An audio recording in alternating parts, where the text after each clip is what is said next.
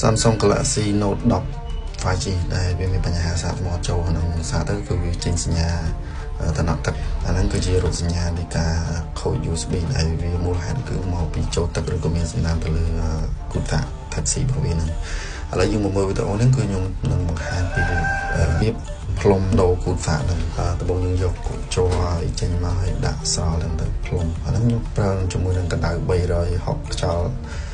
40តទៅពីផ្លុំយកអាគូតាដែលវាមានបញ្ហារួចខ្ញុំចាប់ដើមធ្វើជើងវាសារសំណវាឡើងវិញដើម្បីឲ្យវាឡើងពេញស្អាតទៅដើម្បី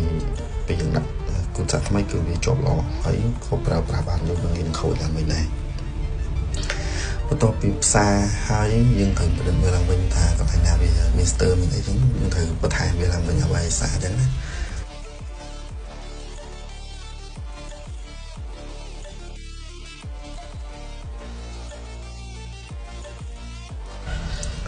ហើយជើងនេះក៏យើងត្រូវដាក់វាឡើងវិញដែរដើម្បីឲ្យវាស្អាត